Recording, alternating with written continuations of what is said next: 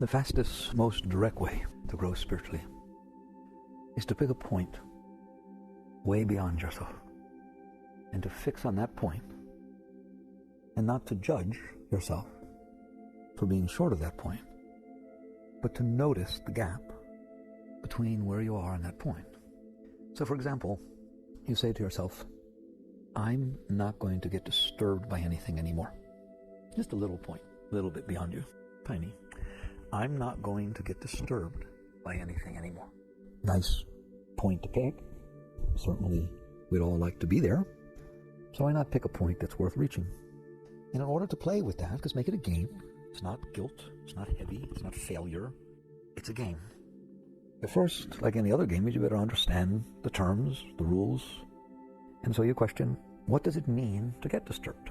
When I say I'm not going to get disturbed by anything anymore. Well, that's fairly easy. In order to tune in to what you're not going to do anymore, you have to, at least for a moment, albeit just a moment, notice what it looks like inside when you're not disturbed. Notice what it looks like inside when your mind is not being bothered by things, when your heart is not emoting with all kinds of emotions, and maybe you're watching a sunset, maybe you're taking a walk, maybe you're just quiet, just doing okay. You just look at that and you see that it's like a still lake inside of you. There's just not as much noise as there usually is. There's not as many vibrations going on inside of you. You can use whatever terminology you want, but you all know what I mean. We say it's quieter in there. Quieter in terms of noise? No, not physical auditory noise. Quieter meaning less action, less vibration, less activity, less disturbance. If you have a lake and it's crystal clear, it's mirror clear, mirror still, you have no disturbance. You have no vibrations. You have no noise. Should something disturb that quiet, you get ripples, you get eddies, you get currents, you get waves, and so on. Whatever it is, to whatever degree the disturbance is, you get what I'll call noise where there was stillness. That is what it is like inside of you. It can get quiet in there. It can get still in there. It's not boring for it to be quiet or still. It's beautiful for it to be quiet and still. You feel a complete sense of overwhelming contentment and well-being. You can look at something while you're quiet and still, and it looks beautiful. It looks interesting. It looks exciting. Stillness permits the soul to reach through and touch this world. When there is disturbance inside of you, then all these energies I've been discussing start to generate currents and eddies and vrittis and vibrations. So now when you look out, the soul looks out into the world, it has to look through that veil that is now disturbed. And when it looks through that, the world looks disturbed. And eventually you'll catch on, that's all that's happening. The disturbances are inside of you, and when you look out, you project them. It's funny, it projects even to action of a word. If I look through dark glasses, I'm not projecting darkness. I'm looking through dark glasses. It's just physics. If you look through a disturbed energy field, what you look at is going to be disturbed. That's why the yogis, the great scriptures, use this analogy of a mirror clear lake. If you are looking at your reflection in a mirror clear lake, it could be mirror clear, right? It could be a mirror of your reflection. You will see just what you look like. If I drop things in that lake and create currents and ripples and all kinds of noise, what does your reflection look like? Exactly the result of every single ripple and every single current is what is going to affect your reflection, isn't it?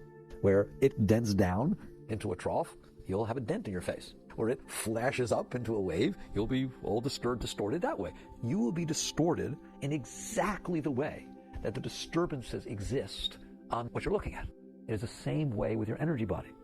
When you look through this energy field, you don't have to do anything. It distorts what you're looking at. Just like looking through crackled glass or anything else. There's nothing you can do about it. So the world looks disturbing, but not to yogi or yogini. To the yogi or yogini knows the world is not disturbing. The world looks disturbing for the exact same reason that your image looks disturbing in that lake. And you either can go out and fix your image, good luck. You don't really want to be changing what you're looking at.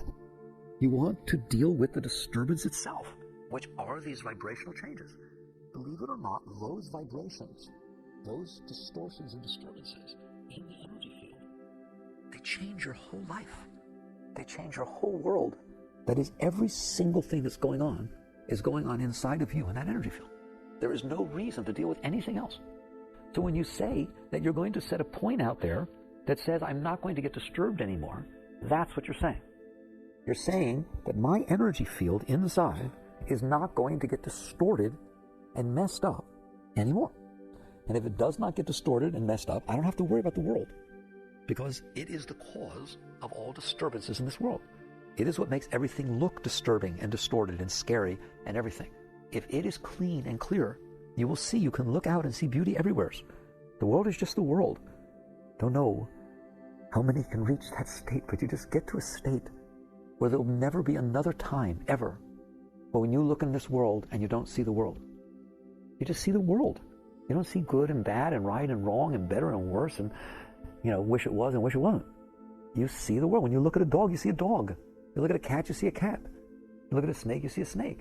When you look at the world, you see the world. The problem is, because your energy field gets distorted, you don't see the world. You see the reflection of your energy field. And therefore, the world looks distorted in exactly accordance to your vibrations. And then what you do, which is so classic, is you go out to try to change the world to make it stop being distorted. It makes me laugh to even talk about it. The world is not distorted. The world is the world. So to sit there and say, I'm not going to get disturbed anymore, you very quickly tune into what that means. That doesn't mean you're going to stop things from disturbing you. It means you're going to work with your energy field so it doesn't get distorted anymore, so it stays clear. All right? So you sit there and say, I'm not going to get disturbed anymore, and immediately the whole thing changes. It's so beautiful to watch. Now, once you catch on, you have no responsibility for what's going on outside of you, in the sense that it's going to go on. You have not said, I'm going to change the outside. You said, I'm going to change the inside. And that's what it means to work with things that are beyond you. That's beyond you.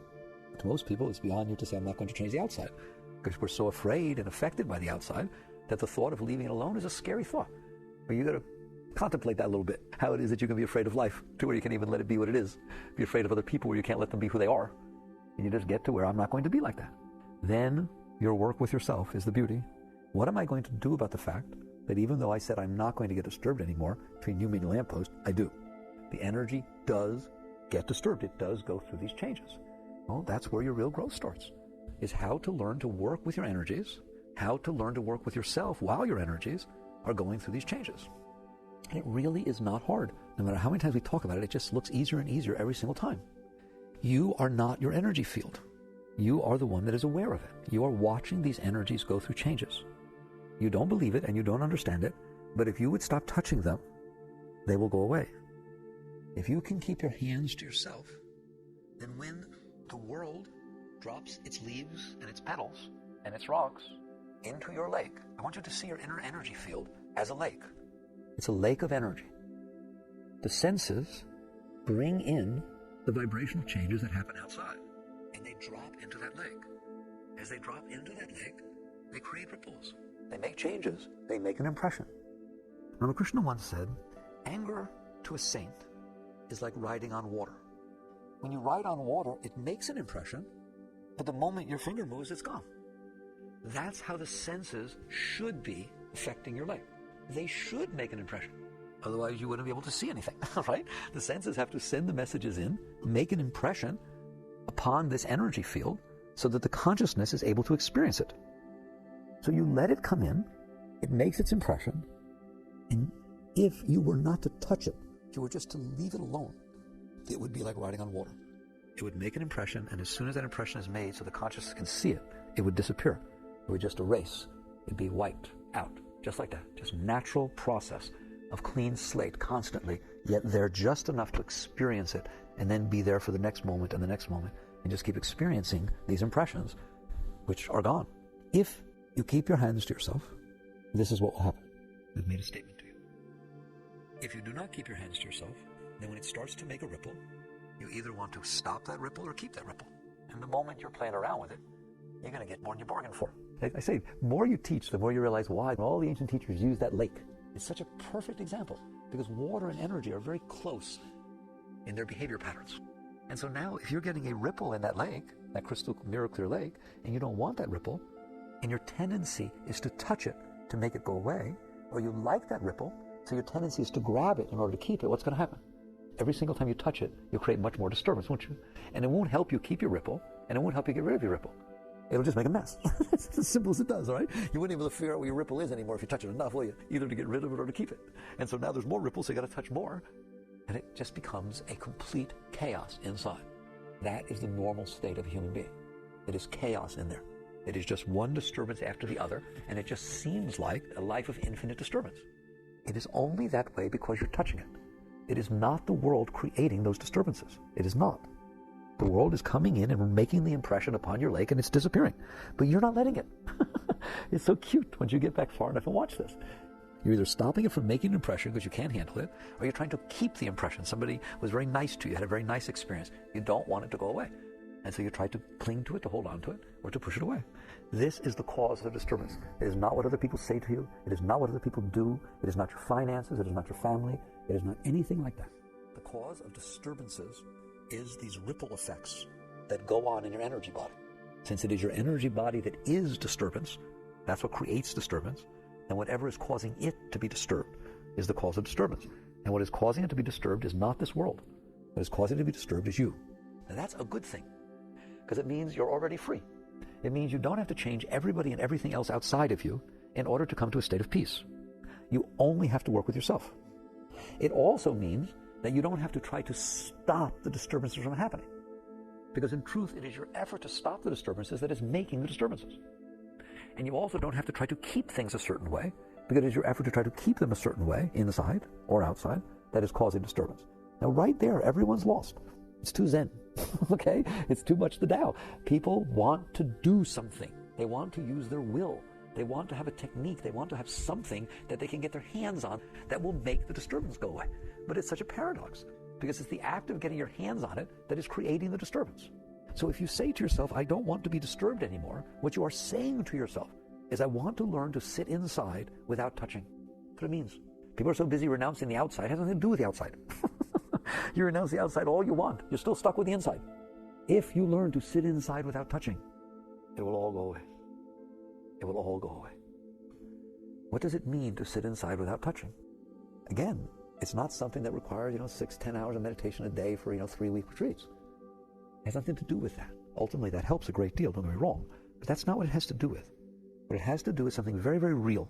It has to do with, now that we understand this process of disturbance, you understand what gets disturbed, you understand what it means to not be disturbed, you understand what is causing the disturbance, the dynamics of the world coming in, making its impression, as it should, making its impression upon the lake, and creating a certain amount of ripples, which will then go away, right? That's not the cause of disturbance. You are the cause of disturbance. Your touching is the cause of disturbance. So now, if you want to end disturbance, if you want to not have any more disturbance anymore, your work is, when the world comes into the senses, makes the impression upon your energy field, your energy body, and it begins its little ripples, its little vibrations, and then you see this tendency. It's so subtle. Maybe only meditators can see it. I don't know. All right? But you will see it. You will see the tendency for your consciousness, for your being, for you who's watching, to touch. The tendency to do something about it, the tendency to get involved, the tendency to engage, the tendency, in truth, it's only 2 words, the tendency to resist or to cling. You're either trying to push it away or you're trying to keep it from going away. You feel this as an impulse, as a drive, as an urge, as some sort of an energy attraction toward the vibration. Have you felt that? Can you see that? Until you sit there all day seeing that tendency, you can't get out. If it's only something you see like once in a blue moon, oh, isn't that interesting? What do you think is going on the rest of the time? The rest of the time, you're getting involved in it and you're creating the disturbances. And then you sit down for your 10 minutes meditation and say, oh, it's really too disturbed in here. Well, I bet it is. Okay, you sat there and built up quite a storm. Ever get yourself really going? You drive yourself crazy. You just keep touching the stupid thing. You keep making more thoughts and keep having more emotions. The thoughts create emotions, the emotions create thoughts, the thoughts create emotions, and it starts bouncing off, and you've got this whole hurricane going on in there on top of your little lake. Can you get tornadoes in there? Ever had a tornado in there in a nice still lake? How about 10 of them at once? You can make quite a mess in there. You're doing that. The world is not doing that. If you were to leave it alone, no matter what's going on, it would just come in and dissipate. It would come in and it would be like, remember, I want you to remember certain things on this talk. You see, the talk's not just analogies. You will find, if you listen, that during the course of your everyday life, you will see these things real. Your inner energy field is to be looked at as a lake that can vibrate and have things touch it and make vibrations. This concept of riding on water, you let things in and you let them make the impression they need to make, but then they're gone. And you're going to see they will go, except that you can't leave them alone. And I want the work to be at that place where you feel the tendency to get involved. So the first thing is I can sit there and talk about what should I do if I'm sitting there and I feel this tendency to be involved. But what's the purpose of talking about that if you're not sitting there? Your job is to get conscious enough, because that's what it's about, consciousness, to get conscious enough to see that things come in, they make these impressions. Most of them it's fine, but periodically there's this tendency to touch, this tendency to involve. To touch what? To touch the person outside? It has nothing to do with the outside. When you're getting somewhere, you will see the tendency to touch is to touch the vibration that got made inside. That's what you're trying to touch. You're trying to get involved in this vibration that is either bothering you or enticing you. And if it is bothering you, you're trying to keep it away from you. I think I told you once before, you'll watch carefully, what you'll see literally is happening is these vibrations, they start on the outer edge, which is where the lake starts. And just like vibrations in a lake go down deeper than just the surface, these vibrations are reaching down, trying to go past through you. And what will happen is as they go towards your chakras, and it could be any of the chakras, mostly I always talk about the heart, because that's the easiest one to work with, as they move in towards your energy centers, if you don't like that vibration, you will feel tremendous resistance to let that thing get near to your heart. You do not want it to come in close to that center. It's almost like there's a vortex there, and it's pulling the thing in, and you then push it away.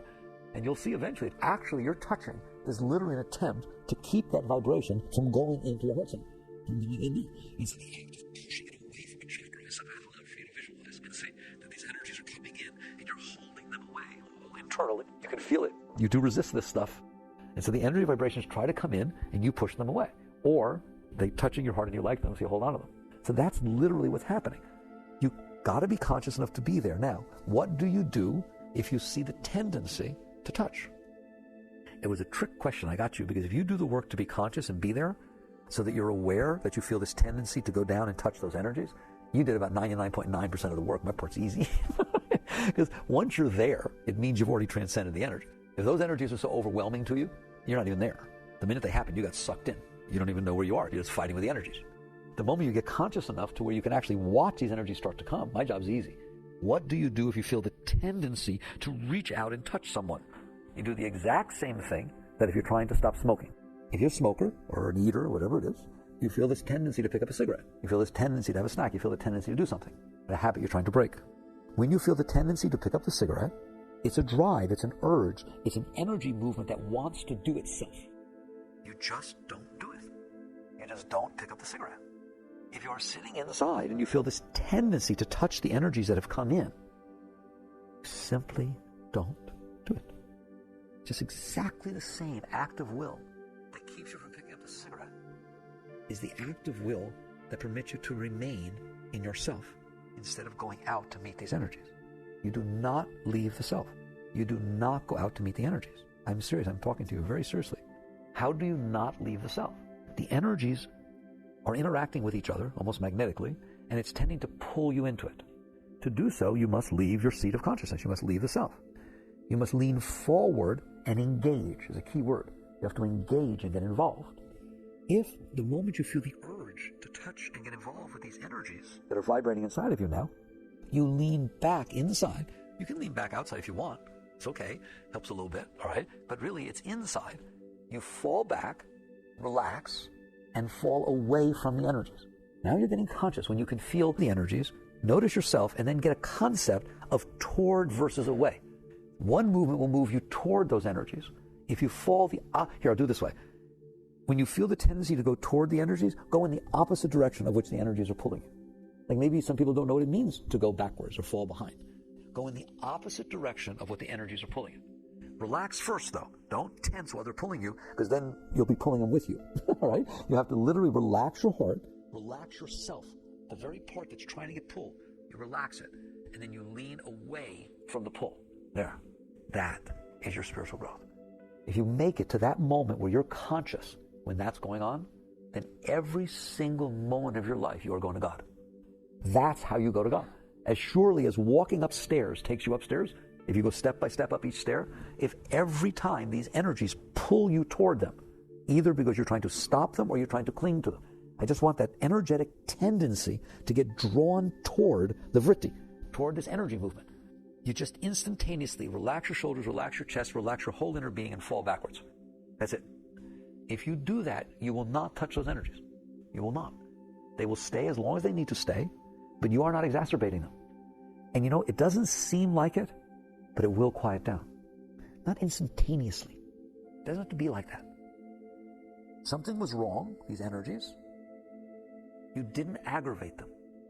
Like, let's say you had a scab, something on your arm or your finger, and you kept picking at it, and so it never healed. And somebody said to you, I know how to heal it. They said, how? It's a deep yogic technique. Be conscious first. Okay, I will. For 3 weeks. Guaranteed. Be very, very conscious, all right, of what? Of this tendency to touch it. You'll feel this tendency, this urge, every once in a while, to touch it and pick at it. Yes? Don't. Okay, then magic will happen. Just by don'ting? But what was I supposed to do? That was just a don't, all right? Just by don'ting. Don't do it. Don't touch it. Don't go with that tendency. I'm not even telling you don't touch it. I had nothing about touching it. Just don't go with the tendency to touch it. And what will happen? It will heal. Because you're not exacerbating it. It is the same thing with your inner state. It didn't heal today. It didn't heal in 1 hour, did it?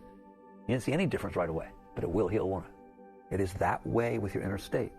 If you stop touching it, it will come to rest. It will happen gradually. If every single time you feel that draw toward those energies, you relax and release, it will happen. Now, what you've done is very great. You've permitted the world to go about its business. Therefore, it's not disturbing you. You're not disturbing it. You've permitted the world to come in through your senses and to drop its leaves and pebbles into the lake of your energy. You have no choice. The world is free to be the world. It's none of your business. I mean, how ill must you be to be born onto this planet and not being able to handle the planet the way it was when you were born on it? Then the only way I'm going to be okay is if everything changes. I don't understand. Okay? Why can't you handle the planet? Right? You'll have plenty of opportunity to deal with it. It's in front of you. But you have to be able to handle it. So you leave the environment alone, basically. It is what it is. It then comes in. God forbid you should leave it alone. It's going to come in and drop its little pebbles into your lake. Because that's what it does. That's what the senses do. You didn't cut off your senses. You didn't cut off the environment. Wow, so far you're pretty free. The environment's free and you're free. Your senses are free and you're free. And the pebbles in the lake are free. Right? Everybody leaves them alone. Now the trouble starts. Because you're going to see that's where the trouble is. The soul couldn't care less about what's going on out there. And the soul couldn't care less about the senses. The soul is very close to that lake. The soul sees itself reflected in that lake. It's Narcissus. It got lost. It lost itself in the reflection of your energy field. Are you listening to me? That's what's happening. And when those vibrations come in through your senses and drop their vibrations, their energy, pebbles, into your energy field, and it vibrates in accordance to that, that's what you care about. That's what you're resisting. That's what you're clinging to. That's what you're involved in.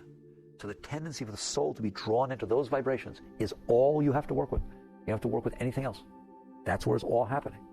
And when those vibrations take place, if you fall away from them, back behind them, you're not touching them. You're not disturbing them. And if you don't disturb them, eventually they will not disturb you.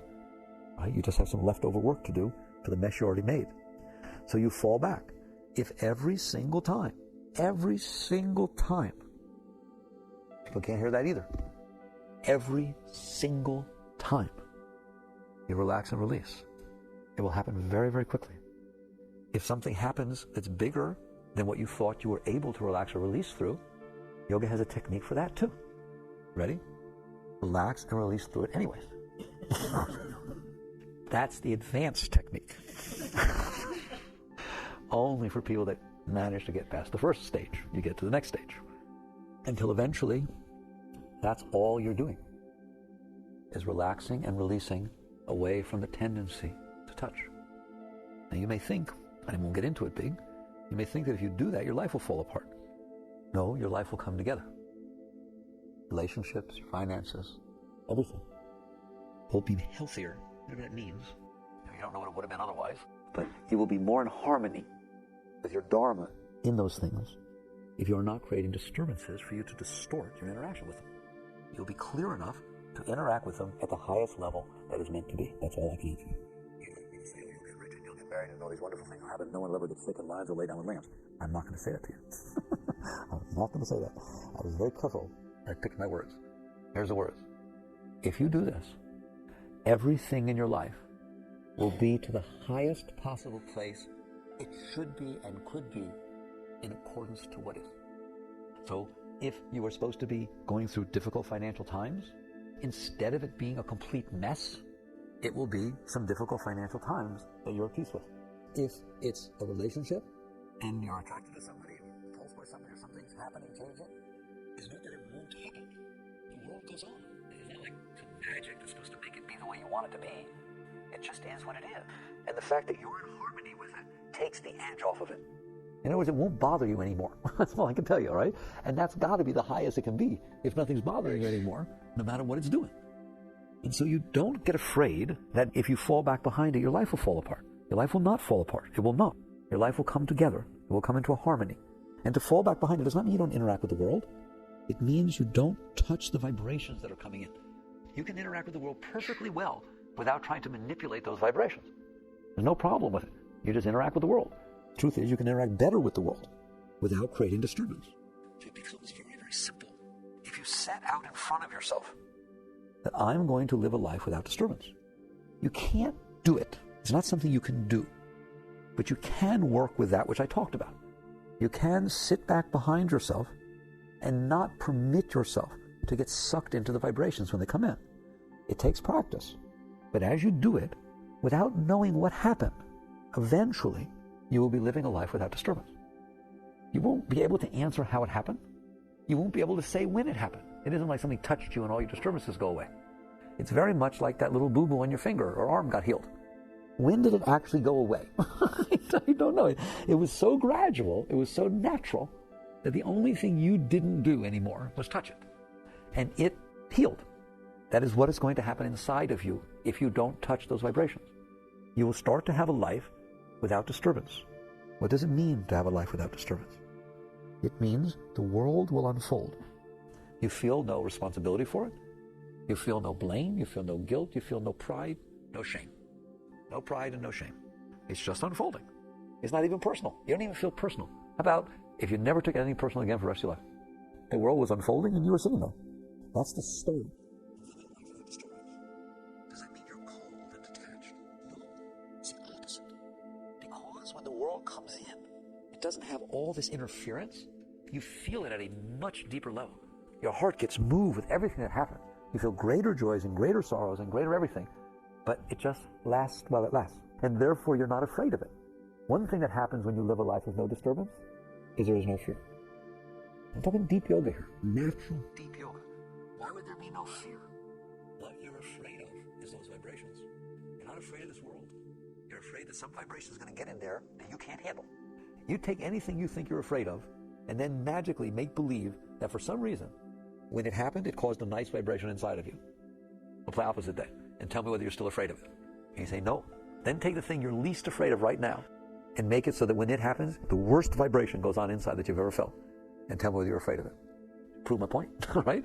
What you care about is those energy movements inside. You become fearless, completely fearless, when you are no longer touching those energies. Once you have realized those energies cannot touch you, they just go through the little ride on water stuff, how could you be afraid of that which is like riding on water? I'm going to write this really mean, nasty thing, but I'm going to do it on water with my finger. Think you can handle it? I think I can handle it. I'm sure I know what you wrote. Okay? That is what it's like inside of you. It doesn't matter what comes in. It doesn't matter what it writes. Because you're not touching it, it is like riding on water. Therefore, over time, not at once, but over time, you become fearless. You won't know when it happened. You will not be able to put your finger on it. But you'll just notice that the world can go about its business and there's nothing inside that's resisting. There's nothing inside that's clinging. There's nothing inside resisting. There's nothing inside that's afraid. Because you realize all that the world can do is ride on your water. Okay? That's all it can do is ride on your water. Unless you touch it. Then you start to get the mess. Do you all understand that? There's nothing more empowering than what I just told you. The only thing the world can do is ride on your water. It can't hurt you unless you resist. And if you go in there and start messing with it, resisting or clinging, it creates hurricanes and tornadoes and all kinds of very interesting things. But then it's under your control, isn't it? Completely 100%. You get to decide. That's very empowering. So your fearlessness comes from understanding the only thing that can disturb me is if I touch it. I ain't touching it. And you have the right to say that, don't you? You're in there. And all you have to do is fall away from the tendency to touch. People think things like jealousy and fear and anxiety and self-consciousness and embarrassment and insecurity, that you can't really get rid of these things, you can just learn to live with them. That is not true. What is happening is you're really holding them at bay, and that's why they don't go away. If every time they move, you relax and fall back behind them really, and don't think it's right to have them or somebody's doing something wrong, just literally sit there and say, no, everything's fine to me, I'm just going to relax and fall back behind them. But you do it at the level I'm talking about. It's going to go away. It will go away. Everything will go away. So your transformation becomes every moment of every day if you do something about that cycle, which is to pick something that's behind yourself. You're not going to have any disturbances anymore. And then you do what I said. But you have to go from a deep level. Now, you may say to me, I can't stay at that level to even make that decision. It's not quiet enough. If that's true, then that's probably why they invented meditation. Because meditation will teach you to be quiet enough during your everyday life to where you can make that decision. I always leave it up to you to decide what practices you're going to do. I ain't giving you no practice. Never have. Probably never will. Right? Why? Because I'd rather give you the understanding of why you would want to use practices. Now do you understand where you need to sit? Then go there. You're capable of sitting there. It's not like I don't have that place inside of me. Yes, you do. I can guarantee you. If you're in there, you're in there. Therefore, you have the ability to sit there without touching. If you don't have the ability, it's for two reasons. Either you don't want, you really do want to touch it. You just come out here because it's pretty. All right? And then you're free to do it. You're welcome to do it. Or you're not managing to stay conscious enough to make the decision. You're saying, well, I always notice afterwards that I should have not touched. Then meditate. Do yoga. Because it will give you inner strength to become conscious sooner. But I don't think that's the game. I think the game is, no matter where you sit inside, the moment you see the energy move and start to pull on you, you have to let go right then at that second. There isn't any time for procrastination. There isn't any time for I'll do it a little bit later. You have to just right then let go. And I think you can do that. I know you can do that. And if you do that, you won't say to me, well, I wasn't there till I came back. There's always a moment where you see what's going on. You just waited too long. You got to do it right away. The minute you feel the energy starts to shift, you're going to get used to what it feels like. You just let go right then. You don't play around. Don't push it away. Just relax and release. Let it do what it wants. This is a lot of fun. I think it's the most exciting journey. I know it is. The most exciting journey that anyone could ever take. This journey beyond. To work on these things. Jagged.